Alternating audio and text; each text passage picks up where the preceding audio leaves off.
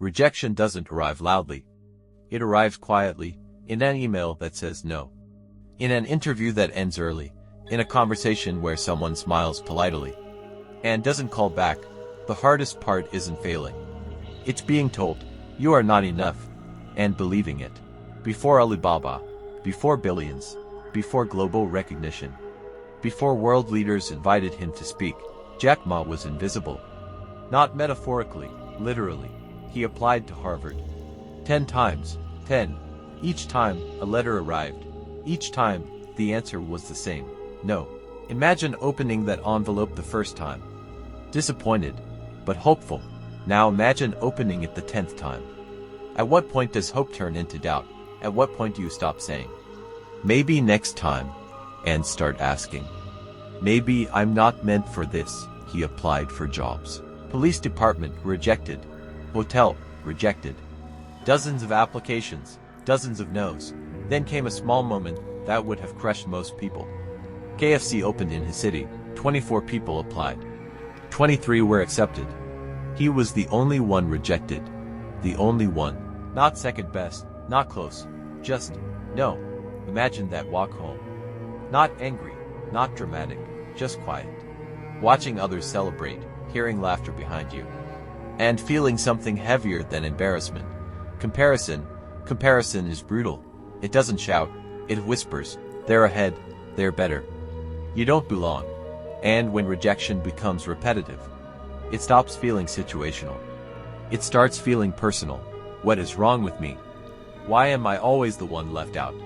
Why does this keep happening? That question is dangerous. Because if you answer it incorrectly, you shrink. But here is what most people misunderstand about that season of his life. Rejection did not convince him he was incapable. It forced him to confront something deeper. Maybe the system wasn't built for him. Maybe he wasn't meant to fit into existing structures. Maybe he was meant to build one. That thought changes everything. Rejection isolates you, but isolation also clarifies you. When no one selects you, you stop waiting to be selected. When no one validates you, you stop chasing validation. And when doors close repeatedly, you eventually stop knocking. Not out of bitterness, out of understanding. If institutions don't select you, you can build your own institution. If platforms don't give you space, you can create your own platform. But only if rejection does not become identity. That is the dividing line. Most people internalize rejection. I was rejected, therefore I am not enough. Builders reinterpret rejection. I was rejected, therefore I must build differently. Jack Ma did not see rejection as proof of weakness. He saw it as redirection. And redirection is powerful. Because it removes you from crowded paths and forces you to carve new ones. The truth is, if Harvard had accepted him, if the police department had hired him, if KFC had welcomed him, there may never have been Alibaba. Sometimes rejection is not blocking you. It is protecting the version of you that plays small. Rejection feels like humiliation. But sometimes, it is separation. Separation from average outcomes. Separation from limited ceilings. Separation from paths that would have made you comfortable, but not extraordinary. And in that quiet season, when no one chooses you, you are forced to answer a question that determines everything. Will you shrink to fit rejection? Or will you build something that no longer requires permission? That difference changes everything.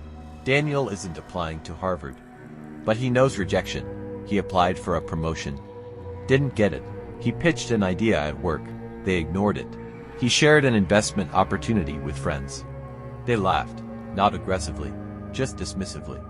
That quiet dismissal hurts more. Because it makes you question yourself. Maybe they're right. Maybe I should just stay where I belong. Rejection is not loud humiliation. It is internal erosion. It whispers, you're aiming too high. Be realistic. Know your place. And when no one in your family has built wealth. Rejection feels like confirmation. Maybe this isn't for people like us. That thought is the real danger. Daniel doesn't hate his life. That's what makes it complicated. His job pays the bills. His family is proud of him. His friends think he's doing well. On paper, everything works. But internally, something doesn't. There's a quiet tension he can't explain. He wants more, Not more money for status, more control, more ownership, more leverage over his time. But every time rejection hits, a promotion denied, an idea dismissed, an opportunity passed over, more begins to feel irresponsible. Who am I to want more? What if they're right? What if I'm overreaching? Rejection doesn't just wound ambition, it questions legitimacy. And when no one in your family has built wealth, ambition feels almost arrogant, almost disloyal, almost dangerous. Resistance doesn't come from enemies, it comes from people who love you. At dinner, his mother says gently, "Stability is a blessing." His father nods. "We worked hard so you wouldn't have to struggle." They're not wrong. They survived, but survival thinking has limits. At work, hierarchy is clear. Don't question too much. Don't disrupt too loudly. Don't outgrow your position. Society reinforces probability. Statistics repeat like background noise. Most businesses fail. Most people stay middle class. Be realistic. And then comes the quiet sentence that echoes louder than all the others. People like us don't do that. That sentence is inherited, passed down, unchallenged, repeated so often it begins to sound like truth. One night, Daniel sits in silence. No music, no distraction. Just the weight of a simple realization. If he lets rejection define him, it is feedback from a system designed to reward conformity. And conformity produces predictability. Predictability produces stability. Stability rarely produces wealth. That clarity unsettles him. Because now he understands, if he stays small, it will be by choice. So he makes a decision, not a dramatic announcement. Not a resignation letter, a quiet internal contract. He will shrink. Not because he lacks potential, but because he values comfort over growth. Rejection, he realizes, is not evaluation. He will stop seeking validation. He will build skill. He will stop seeking approval. He will build assets. He will stop explaining his ambition. He will demonstrate it through discipline. He stops talking about his goals. Because talking made him vulnerable to doubt. He starts working quietly. He invests in courses instead of entertainment. He tracks expenses instead of guessing. He studies markets instead of scrolling. His friends don't notice at first. His family doesn't see the shift, but something inside him stabilizes. Rejection no longer feels like humiliation. It feels like sharpening. Every no becomes instruction. Every dismissal becomes fuel. Every overlooked opportunity becomes data. He is no longer asking, "Why wasn't I chosen?" He is asking, "What can I build that no one can deny?" That question changes posture. It changes discipline. It changes trajectory. But growth has consequences. As Daniel improves, the rejections evolve. They become bigger, more visible, more expensive. An investment that doesn't perform. A business idea that fails publicly. Money on the line, not just ego. The next level of rejection will not test his pride. It will test his resilience, because once you step out of conformity, the risks increase, and next time, the cost won't just be emotional, it will be financial. And financial rejection feels different. It hits deeper. And that's where the real separation begins. There are 3 truths about rejection most people never learn. And if you understand them, rejection stops being an obstacle. It becomes leverage. First, rejection filters out the externally motivated. Most people move when they are applauded. They push forward when they are validated. They act when someone approves. But if your ambition depends on applause, it will collapse in silence. Rejection exposes this dependency. Because the moment approval disappears, so does momentum. That is not weakness. It is misalignment. Builders cannot be externally powered. They must be internally anchored. If you need approval to move, you will stop moving the first time someone says no. And wealth does not reward approval-seeking behavior. It rewards conviction. Second, rejection is data, not identity. Most people confuse the two. They interpret rejection as a verdict on who they are. I wasn't selected, I wasn't chosen, I wasn't enough. But rejection is not a personality assessment, it is information. It tells you what system you're operating in, what criteria is being used, what incentives are being rewarded. It does not tell you your ceiling, it tells you the rules of the room. And once you understand the rules, you can decide whether to adapt or to build a different room. Jack Ma wasn't rejected because he lacked vision.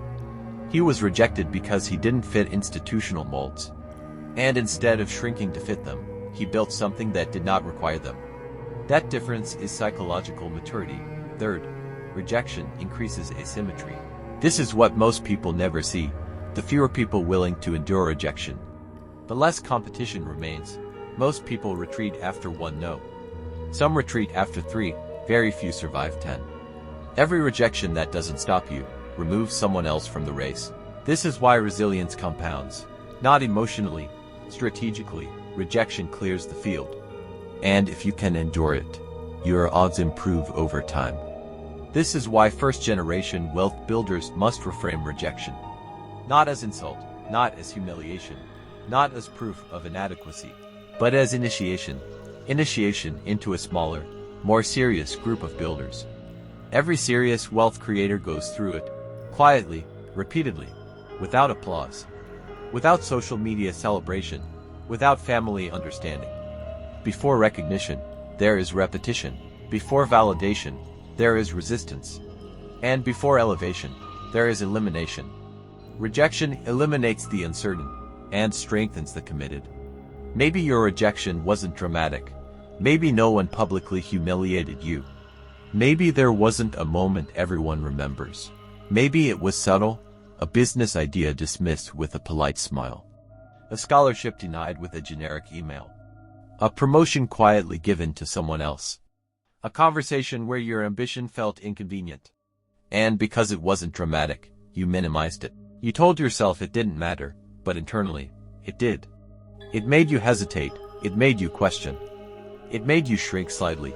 And that's how most people lose. Not through collapse, through small contractions. But here is the truth, rejection is often the first confirmation that you are attempting something uncommon. And uncommon paths always feel lonely at first, because few people walk them. When you deviate from the average trajectory, average voices grow louder, not because they hate you, but because deviation makes them uncomfortable. The question is not, will you be rejected? That is guaranteed. The question is, when rejection arrives, will you shrink to restore comfort, or will you build to expand capacity? Will you retreat into approval, or advance into ownership? That decision is where identity shifts. And identity is where wealth truly begins. Becoming the first isn't about being chosen, it's about choosing yourself. History doesn't remember the people who waited for permission. It remembers the ones who decided they no longer needed it. Rejection does not disqualify you, it exposes something deeper. It reveals whether you are externally driven or internally anchored, whether your ambition survives silence, whether your vision survives doubt, whether your identity depends on applause or discipline. And that distinction determines everything. Because building generational wealth is not simply about opportunity. It is not about timing alone. It is not about luck. It is about identity. The identity of someone who continues, even when no one validates them. If this episode resonated with you, if it felt personal, that's intentional. Because the psychological framework behind this journey is deeper than a single episode.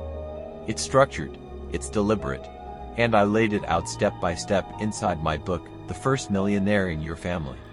Not as motivation, but as a blueprint. A blueprint for breaking inherited financial patterns. A blueprint for thinking asymmetrically. A blueprint for becoming the person your bloodline has never seen before. This channel exists for builders, for first-generation thinkers, for those who are willing to endure discomfort in exchange for direction, for those who refuse to shrink when rejected. If that's you, subscribe. Not casually, intentionally, because every episode is designed to build something inside you, not just inform you. And tell me in the comments, what rejection are you still carrying? What no shaped you more than you admit? Because the moment you name it, you weaken its hold. And next episode, Daniel faces something even more dangerous than rejection. Comparison, not failure, not denial. Comparison, and comparison can quietly destroy momentum. Faster than failure ever could. When you start watching others more than you watch your own growth, you slow down without realizing it. And that's where many builders collapse. We'll break that down next. Until then, remember this, you are not rejected to shrink. You were rejected to build differently. I'll see you in the next episode.